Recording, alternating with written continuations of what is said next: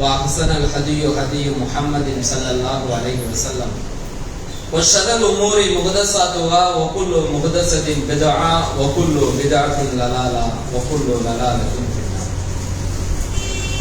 அளவற்ற அருளாளனும் நிகரற்ற பேரன்புடையதுமாகிய எல்லாம் அல்ல ஏக இறைவனுடைய திருப்பெயரை கொண்டு ஆரம்பம் செய்தவனாக அந்த ஏக இறைவனுடைய அன்பும் அருளும் நம் உயிரினும் மேலாக மதிக்கப்படக்கூடிய கண்மணி நபிகள் பெருமகனார் ஸல்லல்லாஹு அலைஹி வஸல்லம் அவர்களின் மீதும் அவர்களுடைய சொல் செயல் அங்கீகாரங்களை அப்படியே பின்பற்றி வாழ்ந்த அவருடைய அன்பு தோழர்கள் தோழியர்களின் மீதும் அல்லாஹ்வுடைய மார்க்க கட்டளையான இந்த ஜும்ஆ தொழுகையை அல்லாஹ்வும் அல்லாஹ்வுடைய தூதரும் காட்டித் தந்த அடிப்படையில் நிறைவேற்ற வேண்டும் என்கிற உன்னதமான நோக்கத்தோடு இங்கு வந்து அமர்ந்திருக்கக்கூடிய நம் அனைவரின் மீதும் அந்த ஏக இறைவனுடைய வற்றாத பெருவருணை என்றென்றும் ரெண்டு நிலவட்டுமாக.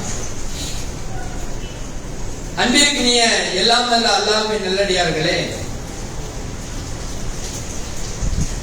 அல்லாஹ்வுடைய மிகப்பெரிய சோதனையாக அல்லாஹ்வை நாம் நினைக்கக்கூடிய ஒரு சூழ்நிலையில்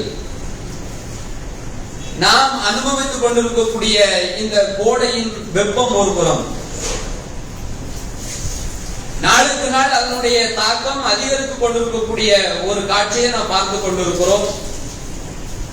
மக்கள் பெரும் சிரமங்களுக்கு உள்ளாக்கப்படக்கூடிய ஒரு அவல நிலையும் இன்றைக்கு ஏற்பட்டு கொண்டிருக்கிறது. இந்த கோடை வெப்பம் நம்மை ஒருபுறம் சூடாக்கி கொண்டிருக்கக்கூடிய நேரத்தில் இன்னொரு புறம் மக்களுக்காக தேர்ந்தெடுக்கப்படக்கூடிய அரசாங்கங்கள், மக்களுக்கு நல்ல காரியங்களை செய்ய வேண்டிய அரசாங்கங்கள் தங்களுக்கான இடத்தை பதிவு செய்வதற்காக மக்களுக்கு மத்தியிலே தேர்தல் சூட்டையும் ஒரு பக்கம் கிளப்பிக் கொண்டிருக்கிறார்கள். நாளுக்கு நாள் அதனுடைய தாக்கமும், யார் வருவார்களோ, யார் தோல்வி அடைவார்களோ, யார் வந்தால் நல்லா இருக்கும், யார் வரக்கூடாது என்று ஒவ்வொருத்தருக்கும் ஒவ்வொரு மனநிலையில் அவரவர்களுடைய அந்த மனநிலையின் அடிப்படையில் நாம் யோசித்துக் கொண்டிருக்கிறோம். இப்படி ஒரு பக்கம் இந்த தேர்தல் களம் என்பது இன்றைக்கு வெகு விரைவாக நடைபெற்றுக் கொண்டிருக்கக்கூடிய ஒரு காட்சியை பார்க்கிறோம். இது போன்ற ஒரு சூழ்நிலைகளில் இஸ்லாமிய மார்க்கத்தை ஏற்றிருக்கக்கூடிய மக்கள், நாமும் இந்த நாட்டில் ஒரு அங்கத்தினராக இருக்கிறோம், நாமும் இந்த நாட்டினுடைய ஒரு அரசாங்கத்தை நாம் தேர்வு செய்யக்கூடிய இடத்துல இருக்கிறோம். சில நேரங்களில் அந்த அரசாங்கத்தினுடைய தலைவர்களாக தேர்ந்தெடுக்கப்படக்கூடிய இடத்திலும் நம்முடைய சமூகத்தில் சில சகோதரர்கள் இருக்கிறார்கள். இப்படிப்பட்ட ஒரு காலகட்டத்தில் நாம் பின்பற்றக்கூடிய இந்த இஸ்லாமிய மார்க்கம் என்பது வெறுமனே தொழுகை என்ற வணக்க வழிபாடுகளை மட்டும் நமக்கு கற்றுத்தரவில்லை. நாம் வருடத்தில் ஒரு மாதம் நோன்பு நோக்கக்கூடிய அந்த வணக்க வழிபாடை மட்டும் நமக்கு கற்றுத்தரவில்லை. அல்லது நம்முடைய வாழ்க்கையை நாம் செயல்படுத்தக்கூடிய பிரார்த்தனைகள், இறைவனை பற்றிய நினைவுகள், இது மட்டும் நம்முடைய ஒரு வாழ்க்கையினுடைய ஒரு அங்கமாக மட்டும் நமக்கு கற்றுத்தரப்படவில்லை. மாறாக ஒரு மனிதனுடைய வாழ்க்கையில் எவையெல்லாம் சம்பந்தப்படுகிறதோ, அது குடும்ப வாழ்க்கையாக இருந்தாலும் சரி, பொருளாதார வாழ்க்கையாக இருந்தாலும் சரி, ஆன்மீக வாழ்க்கையாக இருந்தாலும் சரி, அரசியல் வாழ்க்கையாக இருந்தாலும் சரி, இப்படி எந்த துறைகளை நீங்கள் எடுத்துக்கொண்டாலும் அதிலே நமக்கு ஒரு வழிகாட்டுதலையும் ஒரு சிறப்பான அடிப்படைகளை நமக்கு கற்றுத்தரக்கூடிய ஒரு மார்க்கம் இந்த இஸ்லாமிய மார்க்கம். இப்படிப்பட்ட இந்த காலகட்டத்தில் நாம் நம்முடைய மார்க்கத்தில் சொல்லப்படக்கூடிய ஒரு சில செய்திகளை நம்முடைய உள்ளத்துல நம்ம ஆழமாக பதிய வைத்துக் கொள்ள வேண்டும். இன்றைக்கு இருக்கக்கூடிய காலகட்டத்தில் நமக்கு எதிராக நடத்தப்படக்கூடிய சூழ்ச்சிகள், நமக்கு எதிராக பின்னப்படக்கூடிய சதி வலைகள், அதையெல்லாம் நாம் மீற வேண்டும், அதையெல்லாம் முறியடிக்க வேண்டும் என்று சொன்னால் இஸ்லாம் என்ன அடிப்படையை கற்றுத்தருகிறது, நம்முடைய தலைவர் நபிகள் நாயகம் ஸல்லல்லாஹு அலைஹி வஸல்லம் அவர்கள் என்ன வழிமுறைகளை நமக்கு கற்றுத் தருகிறார்களோ அது ஒரு மூமினுடைய உள்ளத்தில் ஆழமாக பதிய வைக்கப்பட்டு விட்டது என்று சொன்னால் நாம் யாரை பற்றியும் கவலைப்பட வேண்டியதில்லை. எந்த ஆட்சியாளர்களுக்கும் நாம் என்ன செய்யவில்லை, அஞ்ச வேண்டிய அவசியம் நமக்கு கிடையாது. அவ்வளவு பெரிய வழிமுறைகளை நமக்கு கற்றுத் தருகிறது இந்த மார்க்கம். நாம் அரசியல்ல ஈடுபட்டாலும் சரி, அல்லது அந்த அரசியல்ல ஈடுபடக்கூடிய அந்த தலைவர்களை தேர்ந்தெடுப்பதாக இருந்தாலும் சரி, அதற்கான ஒரு வழிமுறைகளை நம்முடைய மார்க்கம் நமக்கு கற்றுத்தருகிறது. இந்த மார்க்கத்தினுடைய தலைவராக இருந்த நபிகள் நாயகம் ஸல்லல்லாஹு அலைஹி வஸல்லம் அவர்கள் அவங்களுடைய வாழ்க்கையை நீங்க எடுத்து பாருங்க. உலகத்துல எத்தனையோ அரசியல் தலைவர்கள் வந்திருக்கிறாங்க. ஆரம்ப காலத்துல அறிவியல் வளர்ச்சிகள் குறைவான இருந்த காலத்திலும் அரசியல் தலைவர்கள் இருந்திருக்கிறார்கள். இன்றைக்கு விஞ்ஞானத்தினுடைய வளர்ச்சி அதிகமான சூழ்நிலையிலையும் பல அரசியல் தலைவர்கள் வந்திருக்கிறார்கள். எல்லா காலகட்டத்திற்கும் பொருந்தக்கூடிய எல்லா காலகட்ட அரசியல் தலைவர்களும் வியந்து பார்க்கக்கூடிய அளவிற்கு ஒரு மிக சிறப்பான ஒரு ஆட்சியை ஒரு அரசியல் தலைவராக நடத்தி காட்டியவர்கள் மாமனிதர் நபிகள் நாயகம் ஸல்லல்லாஹு அலைஹி வஸல்லம் அவர்கள். இன்றைக்கு நம்முடைய வாழ்க்கையில கூட நீங்க எடுத்து பாருங்க. ஒரு சின்ன குழந்தைகிட்ட போய் நீங்க கேட்கலாம், நீங்க என்ன வாங்க போறீங்க? பள்ளியில கூட கேட்பாங்க, ஆசிரியர்கள் கேட்பாங்க, நாம கூட சில மாணவர்கள் கேட்போம். ஒவ்வொருத்தரும் என்ன சொல்லுவாங்க? நான் படித்து ஒரு டாக்டர் ஆக வேண்டும் என்று சொல்வார்கள், நான் படித்து ஒரு இன்ஜினியர் ஆக வேண்டும் என்று சொல்வார்கள், நான் நல்ல விதமாக படித்து ஒரு கலெக்டர் ஆக வேண்டும் என்று சொல்வார்கள். அதே நேரத்தில் எந்த ஒரு மாணவனோ அல்லது மாணவியோ நான் படித்து ஒரு பெரிய அரசியல்வாதியாக வேண்டும் என்று சொல்லவும் மாட்டார்கள். அப்படி யாராவது தப்பி தவறி சொன்னால் அவர்களை பார்த்து என்ன சொல்லுவோம்? உன்னுடைய வாழ்க்கையை நீ நாசமாக்கிறாத, உன்னுடைய வாழ்க்கையை நீ அழிவுல ஒண்ணு போய் விட்டுறாத. ஏன் இன்றைக்கு இருக்கக்கூடிய இந்த அரசியல் என்பது அது ஒரு சாக்கடை. நம்முடைய அனைவருடைய உள்ளத்திலுமே அரசியல் என்று சொன்னால் நாம் என்ன பேசுறோம்? அது ஒரு சாக்கடை. சாக்கடையில போய் நல்லது தேட முடியுமா? சாக்கடையில போய் நல்ல விஷயங்களை அறிந்து கொள்ள முடியுமா என்று சொன்னால் முடியாது. அப்படி உருவாக்கி வைத்து விட்டார்கள். அப்ப எல்லாருடைய உள்ளத்திலுமே நாம என்ன சொல்றோம்னா அரசியல் என்பது ஒரு சாக்கடை. இப்படித்தான் உருவாக்கி வச்சுக்கிறாங்க. ஒரு குழந்தையினுடைய உள்ளத்துல நான் படித்து நல்ல விதமாக வந்து மக்களுக்கு சேவையாற்ற வேண்டும் என்ற எண்ணம் இருந்தால் கூட அவர்களால் அதை செய்ய முடியாது. அப்படி மாற்றி வச்சிருக்கிறாங்க. எல்லா இடத்திலும் மாற்றி வச்சுட்டாங்க. மக்களாக தேர்ந்தெடுக்கப்பட்ட அரசாங்கம், மக்களுக்காக உருவாக்கப்பட்ட அரசாங்கம், மக்களே தேர்ந்தெடுப்பார்கள், மக்களே உருவாக்குவார்கள், மக்களுக்கான சட்டத்திட்டங்களை மக்களே வழிமொழிவார்கள் என்று இருந்த காலம் போய் இன்றைக்கு அந்த கட்சிகள் தான் அரசியலில் இருக்கும்போது தனக்கு தேவையானதை எழுதி வைத்துக் கொள்கிறார்கள். இப்ப காங்கிரஸ் அரசாங்கமா அவங்களுக்கு என்ன தேவையோ அதை எழுதி வைத்துக் கொள்வார்கள். இன்றைக்கு இருக்கக்கூடிய மிக கொடூரமான ஆட்சியாக இருக்கக்கூடிய பாசிச பாஜக ஆட்சியா தனக்கு என்ன தேவை? தன்னுடைய ஆட்சியை, தன்னுடைய அதிகாரத்தை, தன்னுடைய அதிகாரத்தை பயன்படுத்த என்னென்ன பக்குவங்கள் தேவையோ அது எல்லாத்தையும் அவர்கள் எழுதி வைத்துக் கொள்வார்கள். இப்படித்தான் ஆட்சி அதிகாரங்கள் அரசியல் கட்சிகளுக்கு பின்னாடி இருப்பதனால மக்களுக்கு எந்த உரிமையும் கிடையாது. எடுத்து பாத்தீங்கன்னா நம்முடைய நாம் தேர்ந்தெடுக்கக்கூடிய தலைவர்கள் கூட எப்ப வர்றாங்க? நீங்க போன எலெக்ஷன்ல பார்த்திருப்பீங்க. வீடு வீடா தெருவா எல்லா வீடுகளிலும் ஏறி இறங்குவார். உங்கள் வீட்டு பிள்ளை உங்களுக்காக ஓடோடி உழைக்கக்கூடியவர், உங்களில் ஒருவர். வார்த்தைகள் பார்த்தீங்கன்னா அந்த கவிஞர்களை விட பயங்கரமா இருக்கும்.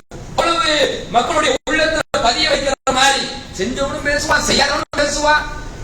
ஒரு தேர்தல் நின்று ஒரு டெபாசிட் இருப்பாங்க. அந்த ஆட்சியாளர் கூட, அந்த வேட்பாளர்கள் கூட உங்கள் வீட்டு பிள்ளை உங்களுக்காக ஓடோடி உழைக்கக்கூடியவர்கள் என்று இப்படியெல்லாம் நம்முடைய என்ன செய்வாங்கன்னா போன எலெக்ஷன்ல நம்முடைய உள்ளத்தை மாற்றுவதற்கு முயற்சி செய்தவர்கள் அந்த எலெக்ஷன் முடிஞ்சு ஜெயிச்சு அவர்களுக்கான அதிகாரங்கள் எல்லாம் முடிந்து அடுத்த எலெக்ஷன் வரும்போது இப்ப தெருவா சுத்திட்டு வர்றாங்க. எதற்காக? திரும்ப நம்முடைய உள்ளத்தை மாற்றுவதற்காக. உங்களுக்காக போன வருடம் எப்படி வந்தனோ அதே போன்று உங்களுக்காக, உங்கள் வீட்டு பிள்ளை உங்களுக்காக உழைக்கக்கூடியவர், உங்களுக்கு அருகிலேயே இருக்கக்கூடியவர், என்னெல்லாம் என்னென்ன வார்த்தைகள் இருக்குதோ எல்லாத்தையும் போட்டு வந்தார். ஆனால் ஆட்சி தலைவர்களை நாம் எதற்காக தேர்ந்தெடுத்தோம்? நம்முடைய அடிப்படை வசதிகளை நிறைவேற்றுவதற்காக. அவங்க நமக்கு பங்களா கட்ட போறது கிடையாது. அது நம்முடைய பெரிய பணக்காரர்களாக நம்மளை அமர்த்து போவது கிடையாது. நம்முடைய அடிப்படை தேவைகளாக இருக்கக்கூடிய ஒரு குடி தண்ணீரை நமக்கு நல்ல முறையில் பெற்று தர வேண்டும். நமக்கு அடிப்படையாக இருக்கக்கூடிய ஒரு ரோடு, ஒரு தார் சாலையை நல்ல விதமாக நமக்கு அமைத்து தர வேண்டும். நமக்கு தேவையான ஒரு போக்குவரத்து நிறுத்தத்தை, பேருந்து நிறுத்தம் உள்ள இடத்தில் ஒரு பஸ் ஸ்டாண்டு நமக்கு நல்ல விதமாக கட்டித்தர வேண்டும். இதை தவிர பொதுமக்கள் என்ன எதிர்பார்த்திருப்பாங்க? இந்த அடிப்படை தேவைகளை கூட நிறைவேற்றாத தலைவர்களாகத்தான் இன்றைக்கு இருக்கக்கூடிய தலைவர்கள் இருக்கிறார்கள். அதே நேரத்தில் நாம் விரும்பக்கூடிய நம்முடைய மாமனிதர் நபிகள் நாயகம் ஸல்லல்லாஹு அலைஹி வஸல்லம் எடுத்து பாருங்க. அவங்களுடைய வாழ்க்கையில நீங்க எதை சொல்றீங்க? எதையுமே சொல்ல முடியாது. தன்னுடைய ஆட்சி, தன்னுடைய ஒரு 10 ஆண்டு காலம் ஆட்சி செஞ்சிருக்கிறாங்க. மக்கா மதீனாவில் இருந்த 10 ஆண்டுகள் தான் அந்த ஆட்சி, இஸ்லாமிய ஆட்சியை அவர்கள் நிர்வகித்தார்கள்.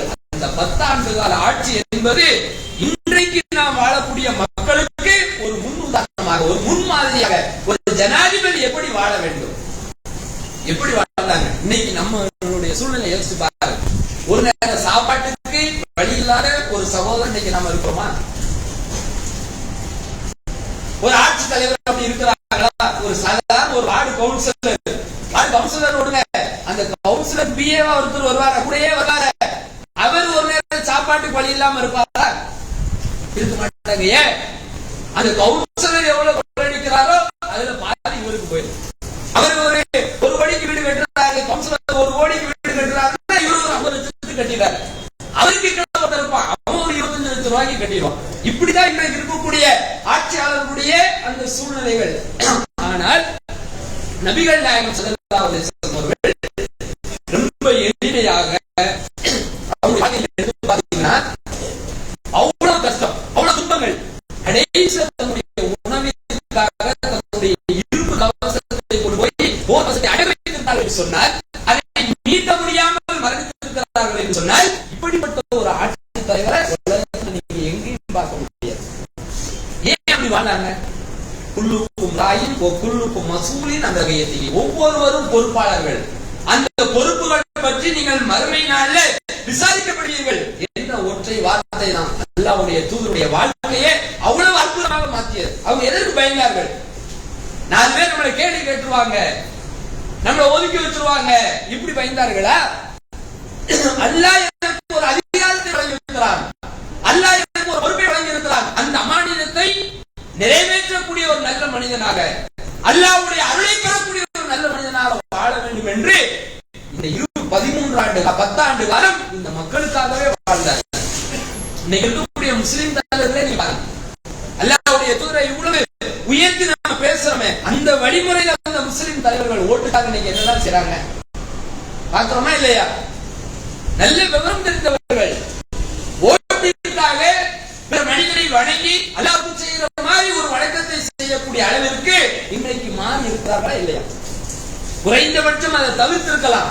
ஆனா எல்லா பக்கமும் கையெடுத்து கும்பிட்டு எங்களுக்கு ஓட்டு போடுங்க, எங்களை இந்த சட்டமன்றத்தில் நீங்க அமர வைங்க, உங்களுக்கு தேவையானதை நாங்கள் செய்கிறோம் என்று மக்களுக்கு நல்லது செய்வதற்காக மார்க்கத்தை தூக்கி எறியக்கூடிய அளவிற்கு இன்றைக்கு இருக்கக்கூடிய தலைவர்கள் இருக்கும் பொழுது, அல்லாஹ்வுடைய தூதர் எப்படி வாழ்ந்தாங்க? என்னுடைய மக்களுக்காக நான் வாழ்கிறேன், என்னுடைய மக்களுக்காக நான் தியாகம் பண்றேன்.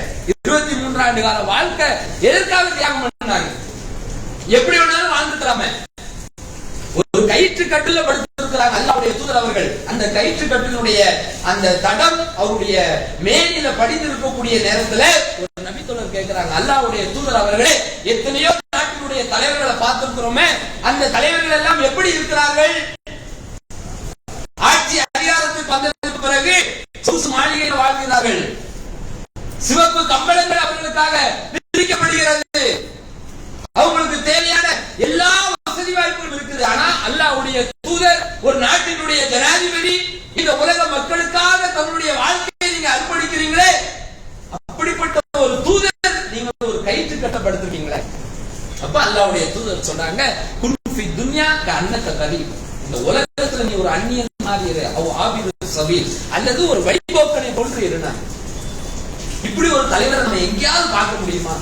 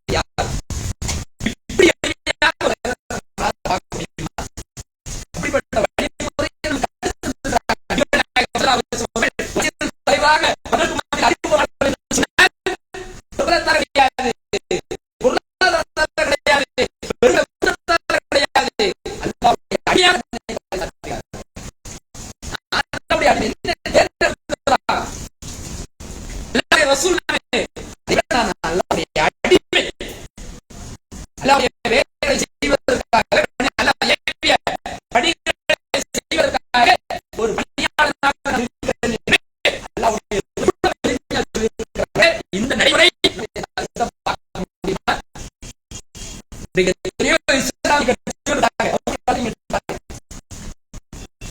மார்க்க அடிப்படையில் இருக்கிறாரா, மார்க்கத்துக்கு மாற்றமாக இருக்கிறாரா, எப்படிலாம் செல்கிறார்கள், எல்லாத்தையும் நீங்க எடுத்து பாருங்க. எல்லாமே சமூகத்தில் உள்ள அந்த தலைவர்கள் அவங்க எல்லாம் செஞ்சு தராங்க. அவர்கள் இந்த உலகத்தை எதிர்பார்ப்பவர்கள், மறுமை நம்பிக்கை மீது அவர்கள் நம்பிக்கை கிடையாது. அவங்களுக்கு மறுமை நம்பிக்கை கிடையாது. உலகத்தை அவருடைய அவர்களுடைய ஒரு வேட்பாளரை தேர்ந்தெடுக்கிறாங்க. எப்படி தேர்ந்தெடுப்பாங்க? அந்த பகுதி மக்கள் தேர்ந்தெடுக்கிறாங்க. இந்த மனிதர் நல்ல மனிதர், கைப்படியாக கண்களுக்கு சொந்தக்காரர், அப்படி அந்த மறுபார்த்து மக்களுக்காக பணி செய்யக்கூடியவர், மக்களுக்காக வாழக்கூடியவர் என்று எந்த அளவிற்கு பார்க்க முடியாது. வேட்பாளர் நம்ம கூட்டத்தில் என்ன போட்டியிடணும்னா போட்டியா எவ்வளவு சொல்றீங்க? ஒரு 5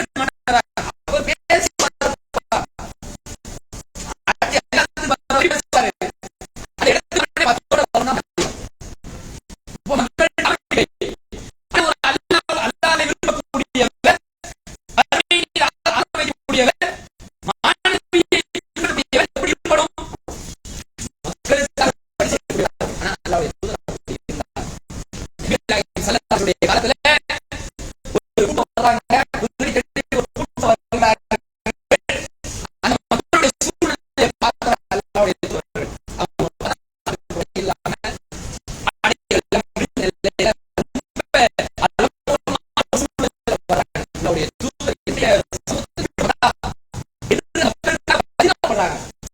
உடனே தன்னுடைய குலத்தை அமைத்து அந்த மக்களுக்கு உதவி செய்யக்கூடிய அந்த உதவி வளர்த்து விட்டார்கள் என்று சொன்னால் இந்த மாதிரி நாமளும் இந்த 50 பேரை விட ஒரு தலைவர், அந்த தலைவராக வரக்கூடியவர் என்னுடைய மாமனிதர் எப்படி இடப்படும் அப்படித்தான் நான் இருப்பேன் என்று வரணும். அதுதான் மக்களுக்காக வாழணும், மக்களுக்காக பணி செய்யணும். பொறுப்பு வழங்கப்படுகிறது என்று சொன்னால்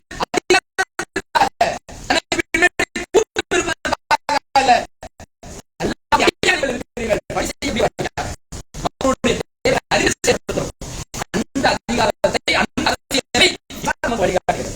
எல்லா இடத்திலும் இருப்பார். ஒவ்வொரு வழிவகையும் எடுப்பார். எந்த வித்தியாசமும் கிடையாது.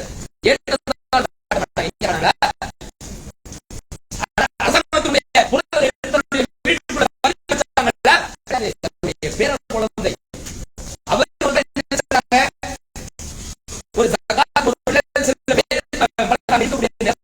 ஒரு சின்ன குழந்தை தெரியாம அந்த பேர் எடுத்து வாயில போட்டார். நம்ம சூழ்நிலை வச்சுக்கிறோம். நம்ம வீட்டுல வர என்ன செஞ்சாங்க, ஏதாவது தெரியாது.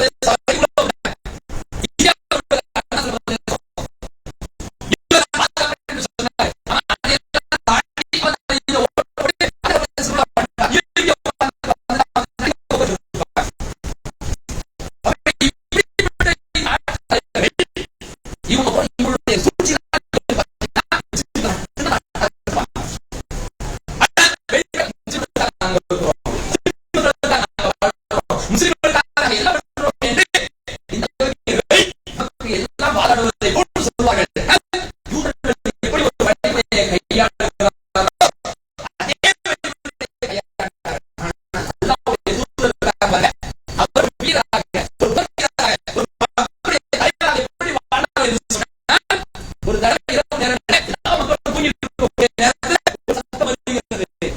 மக்கள் எல்லாம் என்ன ஆச்சோ, எதிரியாட்டிலிருந்து யாரும் வந்தாங்களோ என்று ஒரு மாவீரராக அல்லாஹ்வுடைய தூதர் பேசுகிறார் என்று சொன்னால், அபூபக்கர் என்று சொல்லக்கூடிய உடல்ல போய் அந்த என்ன சத்தம் வருகிறது என்று பார்த்துவிட்டு ஒரு வீரராக வருகிறார்கள். மக்கள் எல்லாம் ஒரு நேரத்தில் அல்லாஹ்வுடைய தூதர் சொல்றாங்க, பயப்படாதீங்க, பயப்படாதீங்க. அப்படிதான் சொல்லுவாங்க, ஆட்சிக்கு வராதீங்களா, பயப்படாதீங்க, நான் வந்து ஒரு விசவாட்சி நடத்துவோமா, மக்கள் என்ன நினைப்பாங்க, இப்படி சமாதான தோணி வந்தாலே எங்களுக்கு என்ன பயன்படுத்துவா.